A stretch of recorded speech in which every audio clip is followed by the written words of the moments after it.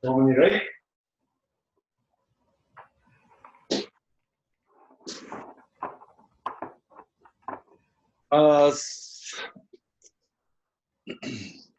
Hello everybody, it's nice to be in your homes and wherever you are. And I am in my own home and going to teach and to stay together with you for the next 1 hour. I'm sorry about the technical problems. I hope you have kept your posture and your peace during these few minutes. So this class, I would like to talk a little bit about the principles of Aikido, and I would like to invite you to study some of these principles by yourself. But before starting with this, I would like to draw your attention to the core of your being, your awareness. So we human beings, we are always experiencing things. We see things, we hear things, we feel things, we taste, we smell. And we also experience our own body by touching, seeing, smelling our own body, but also feeling our own body from inside through our breath, our balance, gravity, our movement. And in my training, I try to emphasize the inner feeling of the being to balance off the outer feeling through the outer senses. So I would like to draw your attention to this awareness of your own body from inside, actually feeling your posture, feeling your center, feeling your breath, feeling your presence. And all this is reflected in your own awareness. And awareness is actually the one thing that really connects us. We're connected, of course, now by internet, by our mobile phones and by PCs.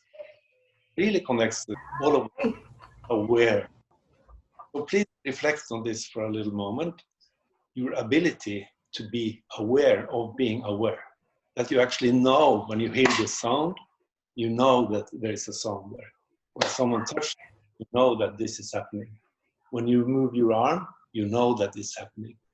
And when nothing happens, you know that you are aware. And this is maybe the asset we human beings have that is most valuable. This is the screen that everything is reflected on. And this is the one thing that we cannot actually make external. Everything else, even our own body, can be external to us. But awareness itself is connected to our real, deeper self. So let's start this class by being really aware of this awareness. Let's do a very short warming up. So I guess all of you have some space around. So let's just do 5 minutes. Swinging your arms.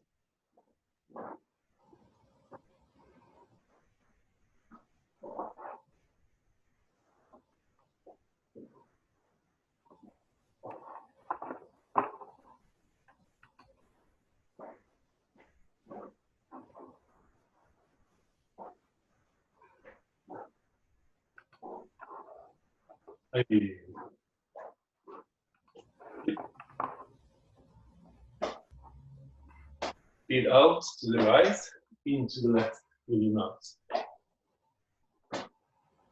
And please start with concentrating under the soles of your feet, feeling the connection with the earth. Then concentrate on your knees, bending, extending from side to side. And put some strength in your hara hip area.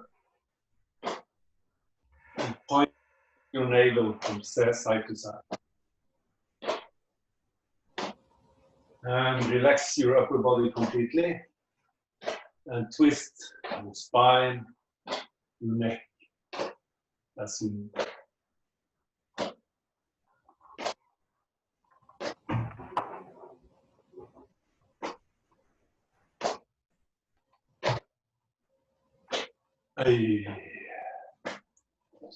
And make circles with your knees, very gentle, deep, soft movements. And don't put any pressure with your hands on your knees. Keep fully balanced. And then the other way.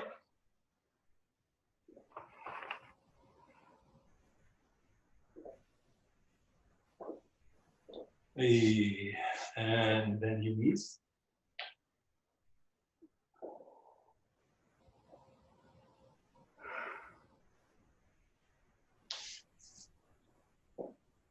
And sit down for a little while. Stretch the back of your legs, lower spine, and hang down. Relax completely, and gently stand up.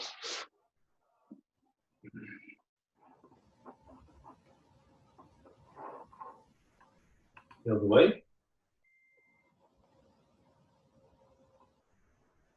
And look from side to side.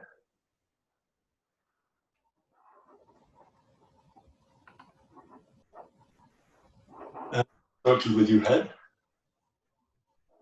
Gently, slowly. And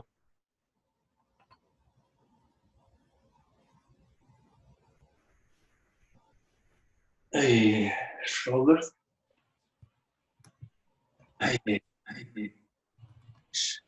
Knee, hands up. Knee, four, each. Knee, some, three, four, each. Knee, some, three, four, each. Knee, some, three, four, some,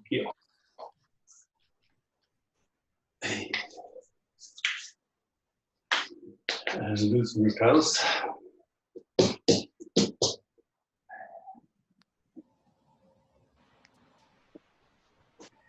Yeah.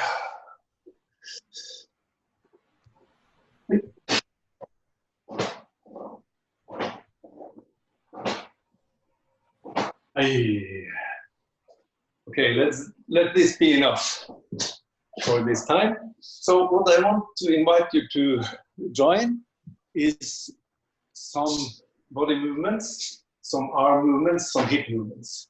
So let's start with just a very simple Aikido movement and cutting down.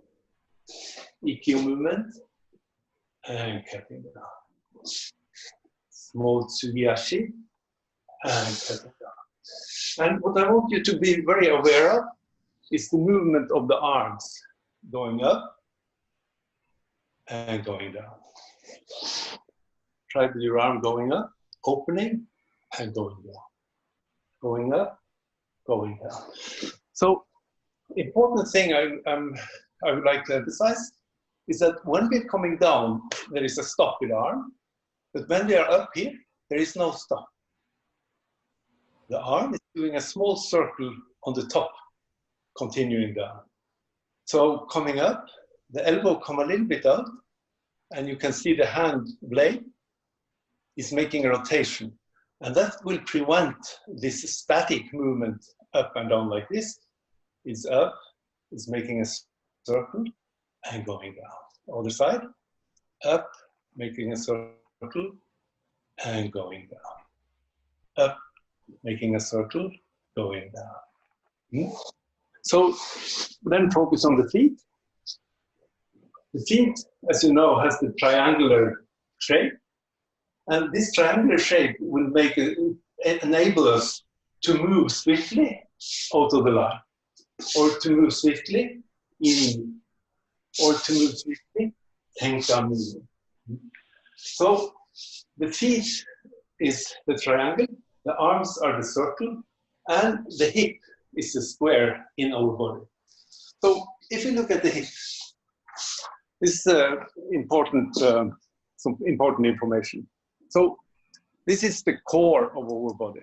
And as we can easily see, the hip bone itself is more or less formed as a square between the hip bones, the thighs, and the upper part of the hip bone.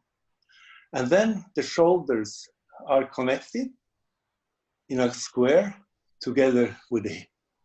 The center line of the body is square to the ground. So we can say that the surface, the interface between ourselves and the surroundings are always circular. When someone holds me, I have a circular touch with that person. But inside my body, there is squareness and stability. And it's this combination that makes Aikido so interesting and so powerful if we understand how to utilize this combination and integration of the squareness, the triangle of the feet, and the circular interface of the arms. And if we, let's take for example the arms. The arms have a natural possibility to circle like this. It has a natural possibility to circle like this and to circle like this. It also has a natural movement this way. And with the arms, we can grasp something like this or keep something outside. With the hand, we can make a circle, grasp or keep it open. So that's the nature of the arms, is to make a circular interface with the surroundings. And that is what we do in all Aikido techniques. And the history behind this and how it was discovered was, as we all know, through the sword. And the sword is very interesting because the sword by nature is shaped to have a circular movement. Compared to, for example, an axe. An axe is splitting something, it's hitting something. And hammer also is hitting something, splitting it. If you take an axe and you full power and you miss the target, you will lose your balance. But with the sword, because of the circular movement, it's always in balance. If you hit the target or miss the target, doesn't matter. And the reason for this is that the sword is moving in a circular movement naturally around its point of gravity when we cut. And this we utilize in the Aikido techniques with the arms. So in, for example, Ikkyo, if you want to do Ikkyo, you touch your partner's arm, and if you hit or push, you will be stuck. But if you make a circular movement, you can move. And please try this experiment yourself. Put the right hand under, left on top, and if you push these two arms strongly against each other, they are equally strong. But the moment I start making a circle with one hand, this hand is going to control the situation. If I keep this still and the other moves, this is controlling the situation. You can easily feel how the circular movement is overpowering the straight movement. And that's the logic between the circular interface. It's harmonious, it's non-confronting, and it's very strong. It's very strong, even though it's harmonic or gentle to the partner or the attack or whatever it is. So in all Aikido techniques, this circular movement of the arms has to be there. And what we often do in Aikido is that when we meet something, we push straight against it. And that's actually square, and the square is stability, and we give some stability to the partner.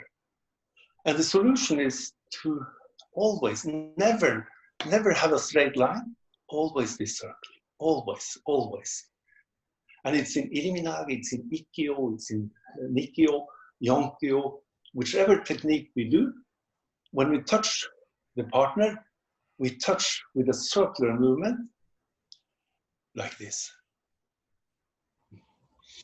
And then the next question is, where is the center of the circle when we, for example, do Ikkyo? If you do Ikkyo like this, where is the center of that movement? Many people will say that, the center is here. But if we look at the movement, it moves like this. It moves like this. And actually, the center, if I relate to the sword, there are many centers here. One center is in the middle of the sword. And the sword would like to move around that center. Another center is at this point.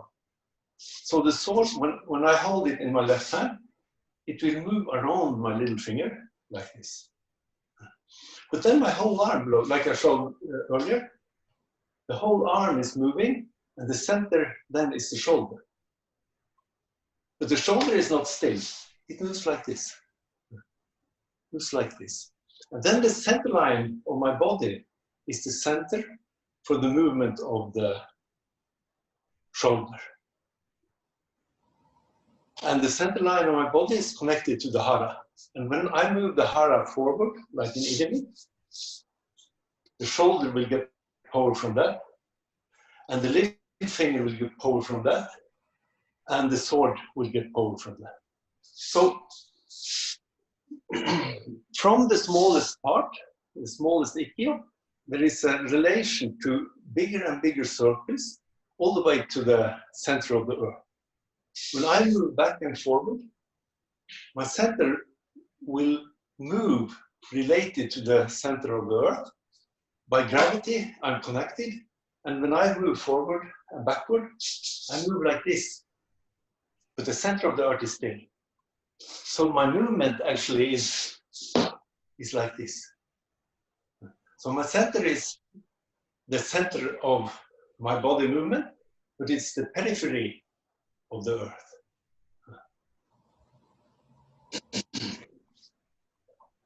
So let's look a little bit on the combination now of the hip movement and the arm movement. So first I would like to invite you to do a very simple breathing exercise. Just keep your feet square for a while. Breathe in, open, and breathe out. Breathe in. So important point here, when it comes to this point, open. So that it's a circle here. And breathe out. Breathe in. Breathe out. So let's try to do this with a hip turning. Breathe in. Open. Turn the hip. Breathe out. And then breathe in again. Open. And breathe out. Breathe in, open, breathe out. And please try to get this feeling of continuation. When you're up here, it's not a stop here and down the same way. It's up and a circle. If you're familiar with the sword, it's the same. It never stops here. It makes with the elbows an opening, so that the sword can make a continuous movement on the top, but it stops here. Up, stops here. And the important thing when we do Aikido is that there is never a stop when we touch the partner. If this is a shomenuchi, my arm comes like this, and it makes this circle, and it goes down. Comes here, make this circle, and go down. Make this circle and go down. And sometimes we do this with only one point. When we do it with one point, it's quite easy to do this. As long as I don't push straight, but always make a circle. And allow the shoulder to be the center of this movement, and also partly the elbow. So it's a natural movement here. So then I can move easily. And I can do ikkyo. The problem then often arises, as you also will know, when you have two arms, and one is moving here, and the other is then touching the partner under the elbow. Because then you will have 2 points, and if there are 2 points, your partner can utilize these 2 points together with his or her feet, so that the partner gets 4 points to give stability to the posture. So it's often easy to move when we move only from the shoulder contact, but as soon as we grasp the elbow, we're stuck. And how to solve this? And again, with reference to the sword, the nature of the sword is so that one vector, one part of the movement is going back home to the center. If you look at my sword here, you can see that the left part here, my left hand, is returning to the center. It's returning to the center. The other hand, on the other hand, extend the power out through the tip of the sword. And if there is a power of 50 here, and minus 50 the other way, the sum is 0. And because the sum is 0, it's equal to touching in only one point and making a circle around. So that means that the moment when I'm here and I touch Uke, please try to do this. The moment I'm here, it's easy. But the moment I grasp Uke's elbow, it's a little problematic. So then one of the arms has to return to the center, the other extending out in every technique. So when I'm here, this hand is making a circle, it returns to the center, the other comes out. And if I do this, extending out, try to have this feeling. So the thing with the circle, it's always changing. There is never an end of it. So you can continue doing circle all the time. One hand going back to the center, other out, change, the other coming back to the center. Just feel this circle. And this happens in basically any technique in Aikido. If we do Ikkyo, it comes back to the center. So, back to the center.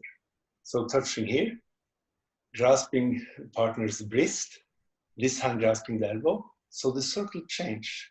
And now this part comes back to the center, this doesn't. This is completely different from pushing in the same direction. If I push in the same direction, I will give Uke stability. I become the attacker. And Uke will be able to do Kaeshi Watsa, to counter my technique, because my technique changed from being a balanced, harmonic way of dealing with an external force to becoming an attacker, a counter-attacking power.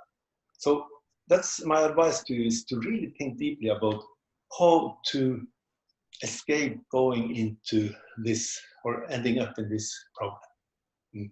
So let's look a little bit again on it. There is a circle, a continuous possibility for circle. It can go this direction, can go this direction, or it can go this direction. So when my right hand is meeting with the right hand of my partner like this, I can extend, and then I grasp under the partner's elbow, and this hand comes back to the center. So then the sword has changed, which is the tip, which is the back end. So again, breathe in, meet your partner, and don't push against it. Make a circle here, extend out. Grasp the elbow of the partner, and then these two arms are changing. This is coming back, and this is coming out. So this is the logic. Whatever technique, if it's Iriminage, it's Kopyu-ho, it's Nikio, Sankyo, whatever technique you're doing, this logic has to be there in order to be able to take the balance of your partner without confronting the inner stability of the partner. Because, you know, if you stand up, if you stand on your two legs, you're standing on only 2 points. And you know, if you put something on 2 points, it's not very stable. If you have a chair with only 2 legs, it would be impossible to sit on that chair. If you put 3 legs, it's more stable. If you put 4, it's even more stable. So when someone wants to take my balance, if you want to take my balance, as long as you can getting more points to get stability, it's easy. Even however strong I am, it is easy for you to take my balance.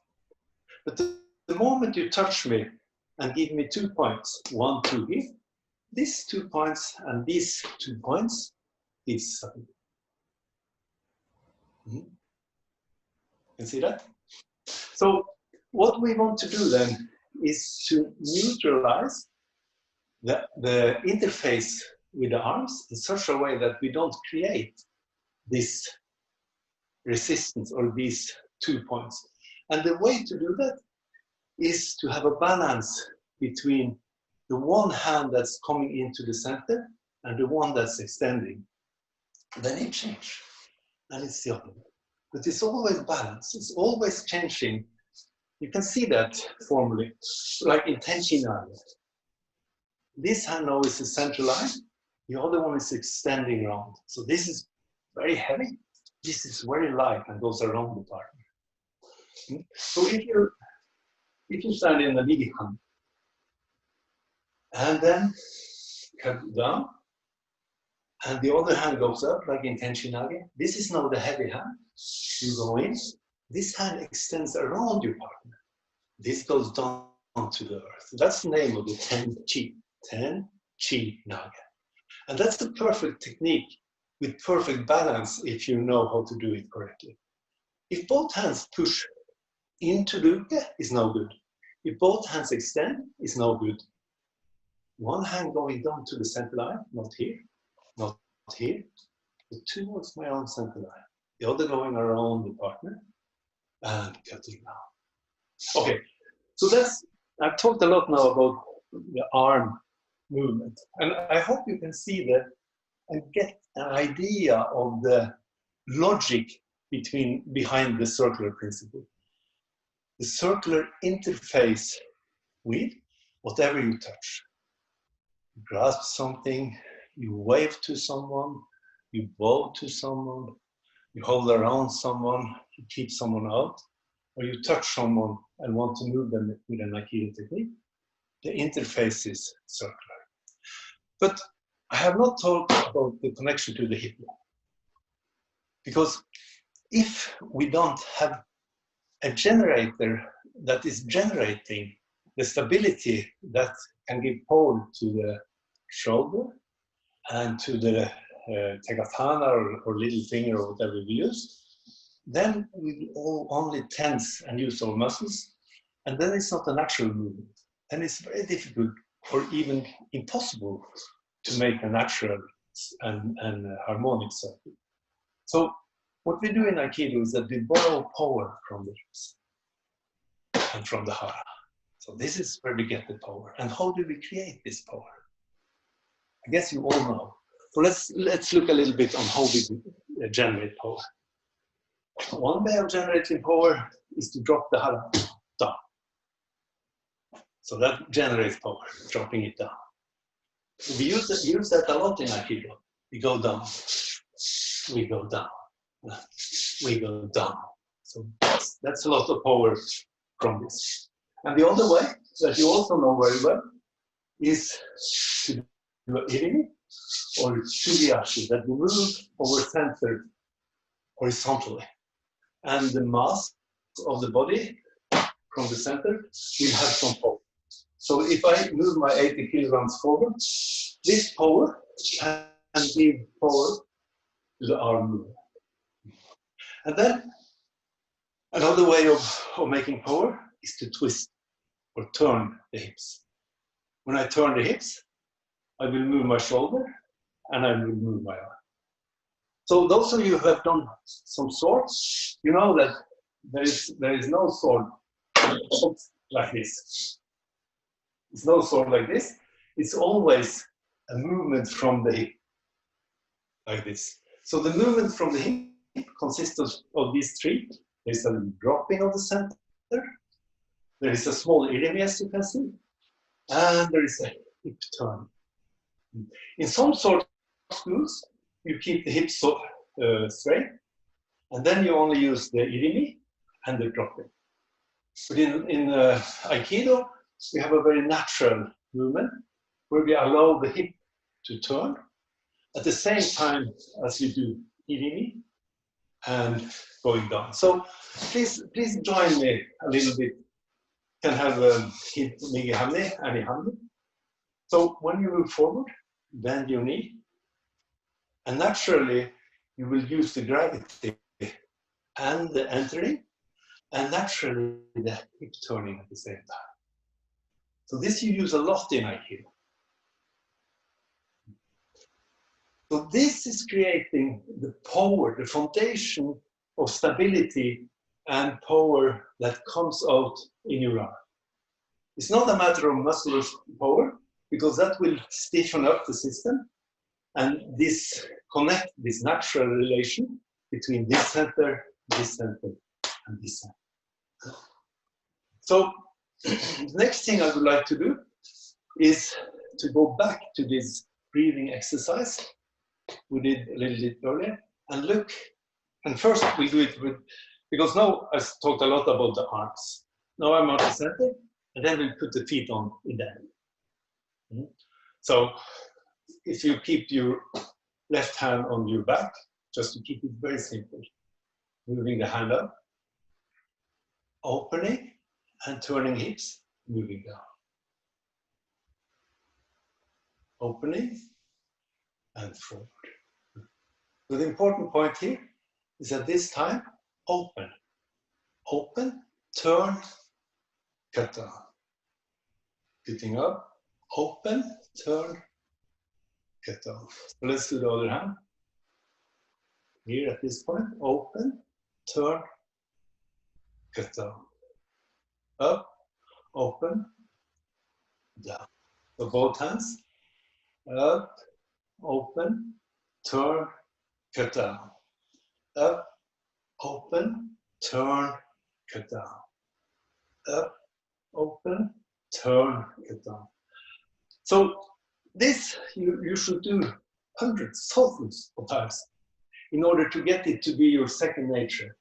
This connection between the arm opening, getting power from the hip, opening, getting power from the hip, turning down.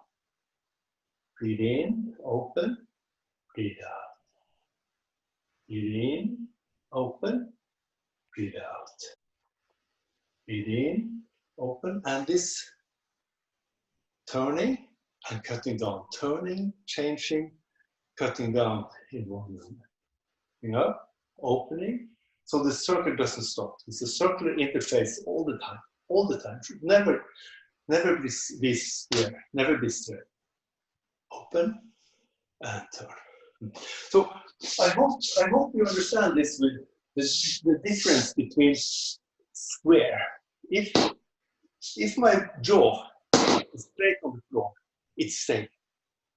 It's very stable. If I push something straight on that jaw, it's stable. And that's squareness. So squareness means that the angles of power are straight to each other.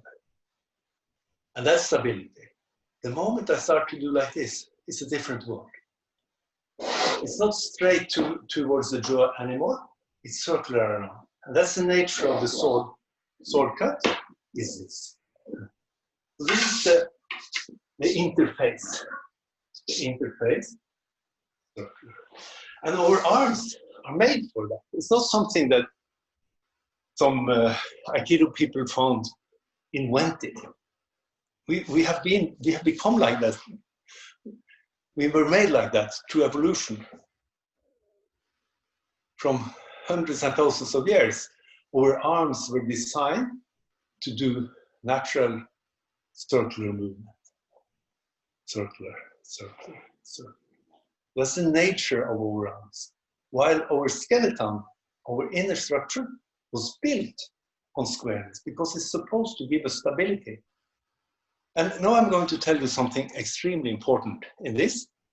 And that's what I showed you, the big square between the hips and the shoulders. And as you know, the spine is soft. You could twist so that the hip turn one way and the shoulder turn the other way. It's no problem for me or for you if you stand like this, to turn the hips like this and hip the other way, or shoulder like this and hip the other way. But if we look at all Aikido techniques and study, for example, sword work, we will see that the hips and the shoulders are always aligned. When I go forward with my hip, my shoulder follow not more, not less. Because what happens if my hip is square? If you stand like me here, hip square. If you thrust one shoulder forward, you will feel tension in your muscles. If you take the older shoulder forward, there is tension. So this is done by muscular power. And this creates tension. If you thrust your any shoulder forward, you will feel tension in your upper body. On the other hand, if you take your hip forward and don't move your shoulders, then you will feel a total disconnection. You move your hip, not your shoulder. On the other hand, if you move your shoulder, now your hip, and allow your shoulder to follow completely, then you get a feeling of totalness in your upper body. And your upper body is constructed to move this way. That's why when we do Aikido, when I turn my shoulders follow, it should not be I turn my shoulders stay, or I turn my shoulders and my hips. Both of these will be equally unproductive. But when you move your shoulders, your hips, and you forward, then there is a harmony. Let's go to the feet. I have now been explaining in detail the importance of always circular movements in the connecting point with your partners. In Aikido, there shouldn't exist a straight movement in this point. A straight movement like that. It's always moving. It's always circular. But this point, the circular movement, needs to get a center and a reference point that gives it stability and that gives it power. And when I move my arm, the natural center is the shoulder. And the shoulder is related to the center of my spine and to my center. And as I said, the squareness inside the body connects the hips with the shoulder, so that when I move my hip, the shoulder should follow. It should not be like this, that the hip moves and the shoulder doesn't, or the shoulder moves and the hip. They are always together. And this it's based on the natural way the body is moved, is made. So by training, for example, with sword or doing Aikido for a long time, if we are aware and observe our body, this will be more and more stabilized into our total being, this connection between the hip and the shoulders.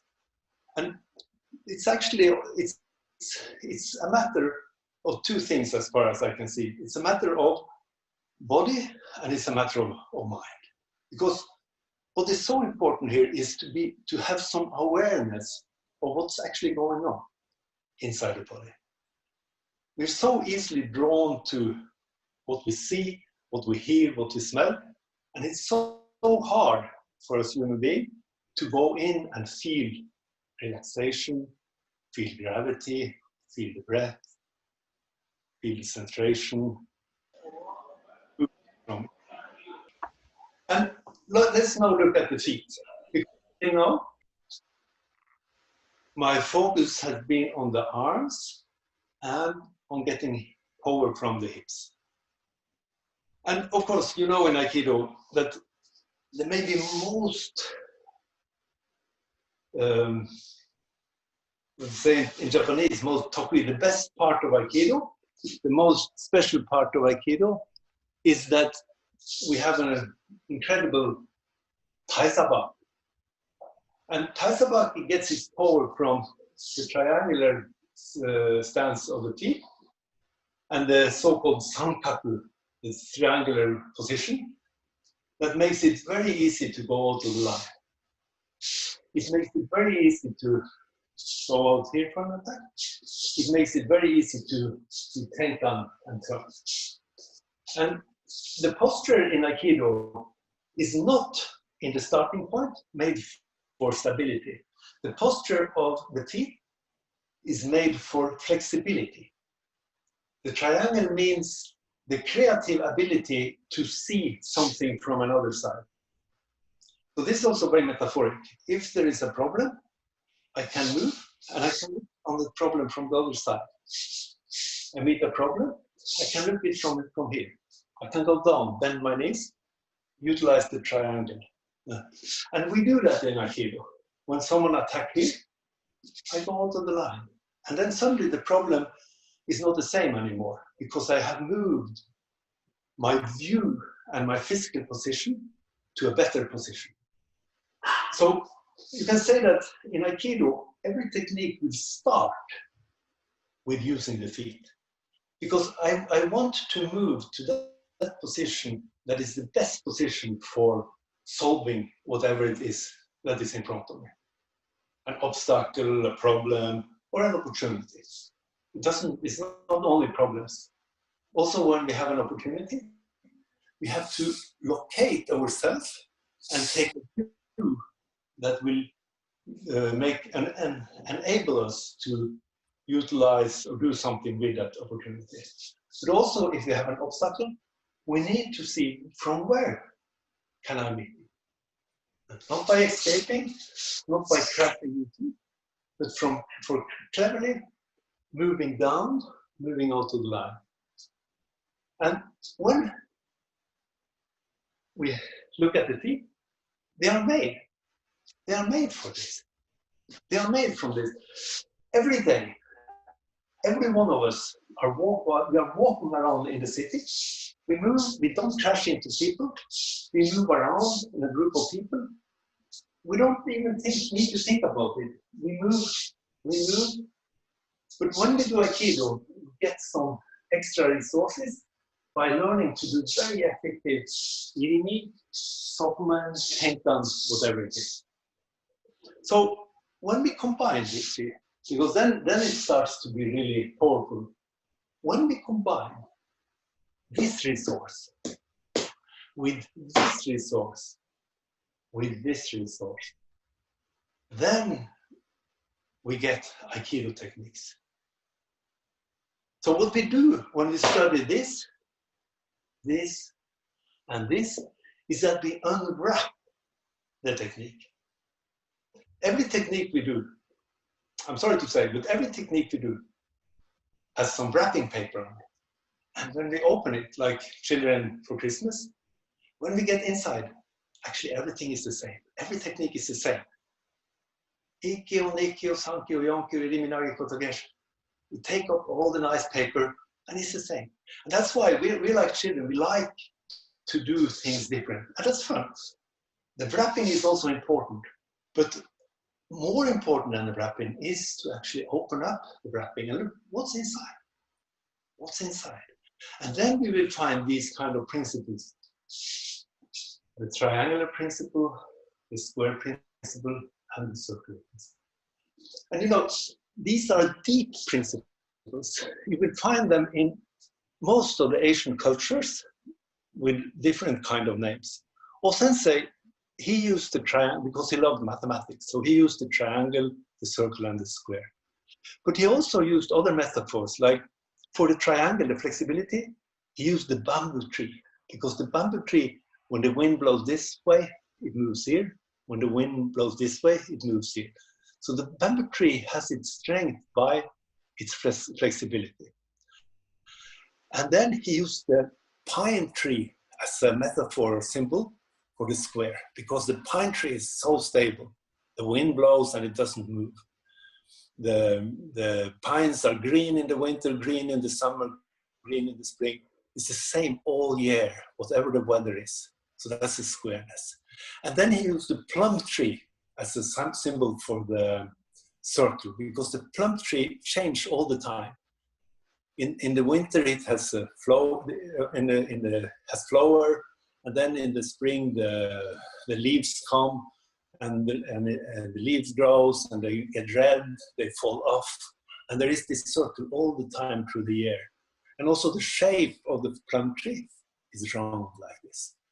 So that's what O-sensei also used. While in Tibet, they used the tiger as a symbol for the triangle. They use a lion, the mountain lion, as a symbol for the square. And they use a mythological bird, it's called the Garuda, as a symbol for the circle. And if you go to the Indian culture, the three main gods, the Brahma, Vishnu, and Krishna, these three are actually the, what you can say, the archetypes of these three principles. You have Brahma, the creative one, which is the triangular power, always being able to look at something and solve things from a new angle. Then you have the Vishu, which is the preserving, the stable, the square. And then you have Shiva, which is changing things, destroying, always changing, turning things over. So that's the circular principles. So these are very deep principles. It's a matter of actually understanding the human nature to understand the triangle, where to move, to see things from different sides, to understand how to connect, how to change things, how to make a circle, never stopping circle, and how to build inner power that gives you stability and that gives a reference point, some integrity in the whole Aikido movement. So these are very, very deep things. It's not technical things. It's deep things when you go under the surface of the Aikido techniques. So let's, in the end, just look a little bit on when we stand like this. If I want to move to this side, I will always move the foot so that it enables me to turn the hip and to give power. If I want to move to this side, I turn the foot. So the reason I turn the foot, it's because that will give freedom for the turning of the hip next time. So the positioning of the foot is to give the ability to turn, to get away of the attack, and to drop your body, to create power by turning and whatever. So I would like to finish with doing Ikkyo Happogiri. Do you know the Ikkyo Happogiri? That is based on the 90 and 270 degrees, not the 90, 180, 90, 100, no, sorry. It's based on the 180 and 270 degrees. So I would like you to stand with the left foot forward, and we do that some few times. So this integrates everything I've been talking about. It integrates the stability, the footwork, and the arm movement.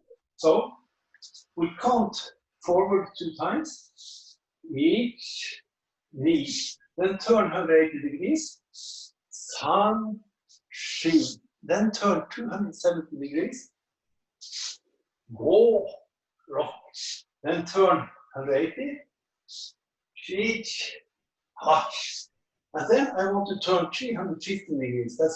It's here, but I turn all the way around this way. So, turning, Ju, Ju, other side, Luich, Juni, 270, Ju San, Ju Shi, Ju Go, Ju Rock. So once more, left foot forward. I keep this the same way. So, each knee 180, San, Shi, 270, Go, Rock, 180, Ju, Stitch, Hash, and 350 into this side. Ju, Ju, Luich, Juni, 270, Ju San, Ju Shi, Ju Go, Ju Rock. It's okay. Let's do it once more with the left. Let's counting. Try to copy me. Each, knee, san, shi, go, stop, each, halt, 2, Ju, Luich, Juni, Ju San, Ju Shi, Ju Go, Ju Rock. Okay? We have time to do it a couple of times more. So this time with the right foot forward. And remember, this sums it up. The arms should not be static like this. To go up, opening, and down. up, opening, and down. Should not be up, down, like this. Should be a circle on the top. Here. Here. The hip should turn, move forward, and slightly down each time. And the footwork is positioning so that we can turn the next place we want to do. Let's do it with the right foot forward a couple of times. Each, knee, thumb, 370. Oh, look, straight, touch, and this time turning all the way. The front foot becomes the back foot. Two, you, reach, knee, 270. Du thumb, du feet, du go, du lock. Once more. Knee handling. Hey, let's just count. Each, knee, thumb, 3, 4, look, reach, touch, 2, do, reach, do knee, do thumb, do feet, do go, do lock. I hope I did correct. Okay, let's do left one and right one. Last time. Hey, each, knee, thumb, 3, 4, look, reach, touch, 2, do it, do knee, do thumb, do feet, do go, do lock. And right side, last one. Hey, each, knee, thumb, 3, 4, look, reach, touch, 2, do it, do knees, do thumb, do feet, do go, do lock. Hey. Okay, thank you very much. So that was short, but quite a lot of information in 1 hour about the relationship between the circular interface, the inner squareness, stability in the body, and the triangular teeth, allowing you to reposition and position wherever you want. And as I said, this is knowledge that you can use in everyday life when you want to solve any obstacle, problem, or to meet an opportunity, to always find where to meet it from, to seek some integrity, some power within yourself, being an authentic human being, knowing what you stand for, knowing what you want, knowing who you are, and then getting power from that, and using that. But at the same time, when you meet other people, you meet in a very friendly way. It's a very friendly approach. So other people will see you as a person with strength and integrity, but with a friendly attitude towards other people. So you can be strict with yourself, but gentle with other people. That's the ideal, you can say. So it's been a pleasure to stay with you and to share this 1 hour with you. So again, I would like to draw your attention to your awareness. Be actually aware that you are alive now,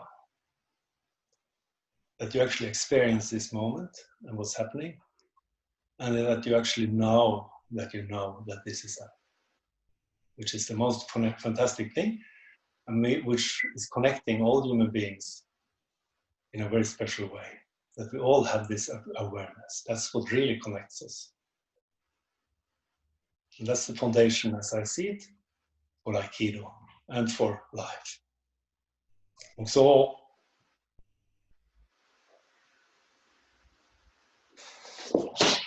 hey.